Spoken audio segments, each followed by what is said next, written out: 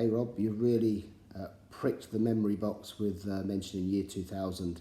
I've stayed silent to now, but it's really got me thinking of an incredible year, probably the most memorable and full-on year that I can remember in my career. At that time, I was just turning 30, which seems an eternity ago.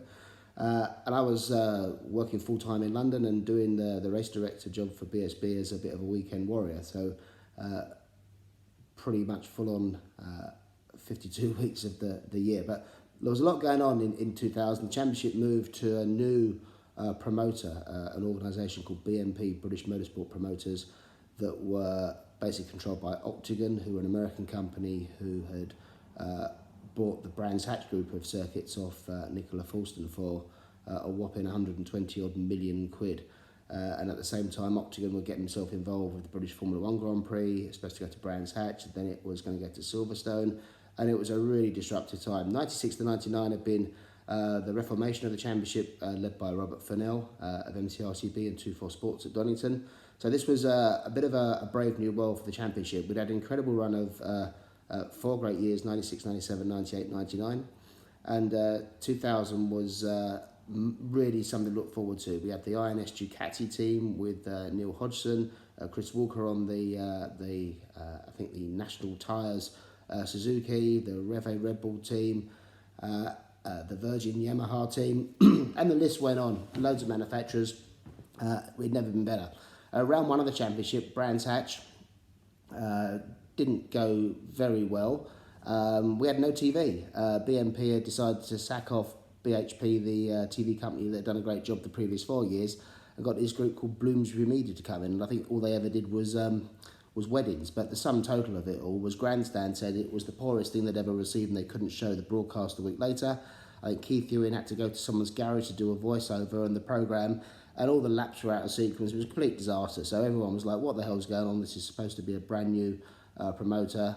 And this happened. So from the next round of the championship, we had Octagon CSI come in and do live TV coverage, even though the races weren't being broadcast live. But it was a new thing for us. We could actually see the races and what was going on real time on the track, which was to prove quite useful for what was about to unfold when Hodgson and Walker started knocking great lumps out of each other. But championship progressed from Brands, then to Donington, then to Thruxton, and at Thruxton, incredible battle. I think it was Hizzy, Hodgson, Walker all clattering each other into the chicane.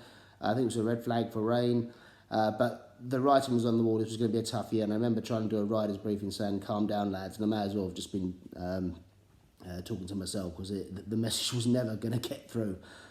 We then went to World Superbike at Donington, and the guys were on fire. Hodgson and Walker absolutely took it to the stars of the day, Keeley and Haga, and it was fantastic. And the championship really came alive. This was the British Superbike Championship, well and truly on the map. The euphoria of Donington World Superbikes then took us to the infamous Alton Park 1 that year.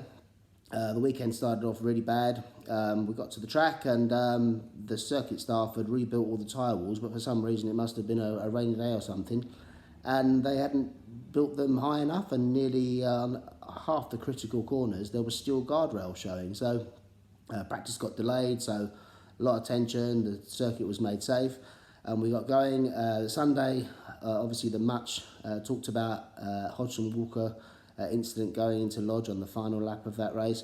And when it came to all the judicial stuff, I remember, just shows how things have changed, how now everything is analysed by TV. Because we had live broadcast OB coverage, we would tape the races. So when it came to reviewing this incident, we'd look at the pictures, and a guy called Doug Barnfield, who was the boss of the control board at the time, said, no, we're not having any video footage, that's inadmissible. I'm not having trial by television, which seems bizarre. I think if we'd have actually watched the footage and probably made some different decisions, it wouldn't have ended up with the quite chaotic outcome that we had. It involved all sorts of lawyers and F1 levels of sporting judicial interest, which left a bit of a sour taste.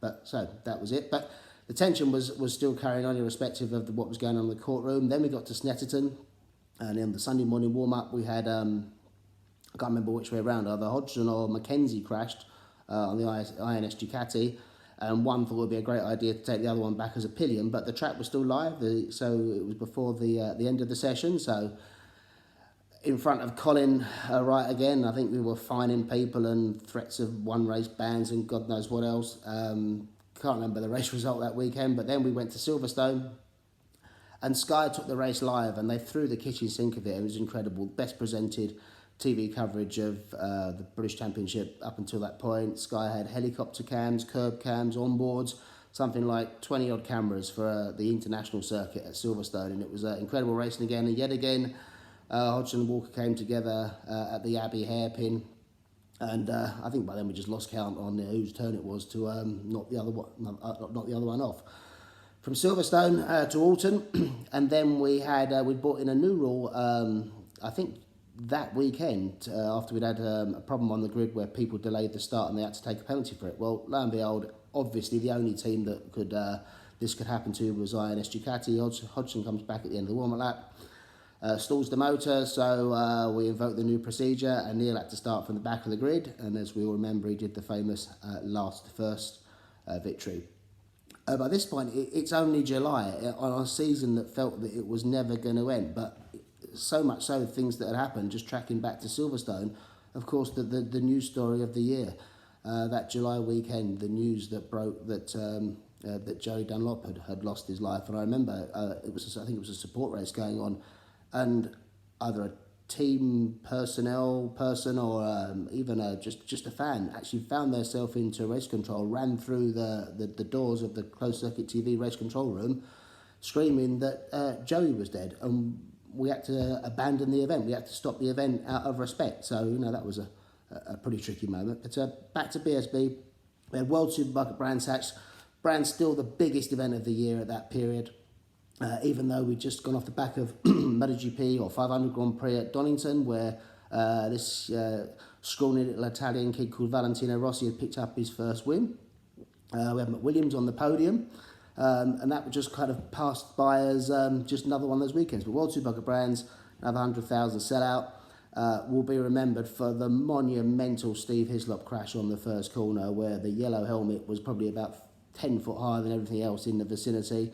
And it then turned out that Steve had a broken neck or broken vertebrae. But again, Hodgson, I think, took a win apiece with Troy Bayliss, who was then riding for the factory Ducati team, because at the beginning of the year, another momentous part of that year, Fogarty had crashed in Australia with the career-ending injury when he hit Robert Olm, or Robert Olm hit him in Phillip Island.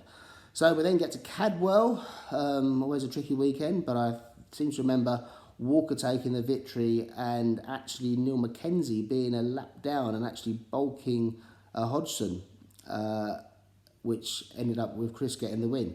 From Cadwell, it was then to Brands Indy, where we had a wet race where there was literally a monsoon that we had to stop, so loads of controversy because a wet race was stopped for rain, but it was rain of biblical proportions.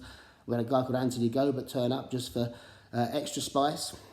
And then to Mallory, Chris, huge accident, I think in testing or practice at Devil's Elbow, and was pretty much crocked. And the championship was just seesawing between Chris and Neil as we came down to that infamous final round at Donington on the national circuit, where the championship just started to ebb away from Chris, and then we can't ever forget the huge plume of smoke as he came through, I think it was McLean's into Coppice, and the Suzuki just gave up, and he kept going. We had to give him the black and orange flag, and then he parked the bike at Redgate and walked back, tears in his eyes, walked through the little underpass by the podium at Donington into the paddock, and I don't think anyone saw Chris for about 3 days afterwards. That was the BSB season wrapped up, and then someone thought it would be a good idea to have an extra World Superbike round at Brands Hatch the week after. So a 12-round BSB Championship plus World Superbike at Donington, British Grand Prix at Donington, World Superbike at Brands, just to finish off the year, that was put together in about 6 weeks flat. Now, a massive crowd, there's about 60,000 people, and it will be remembered for the incredible World Supersport final round that I think Jörg Teuscher won the championship, but Whitton was in the hunt. Ruben Zaus, and there was about sort of like 4 or 5 guys could win the championship on a sketchy Brands Hatch October afternoon. But that's my thoughts of year 2000. Incredible year. Not seen one like it, but you never know. If we ever get going, we could have a season to remember like that in the future. Stay safe, everyone.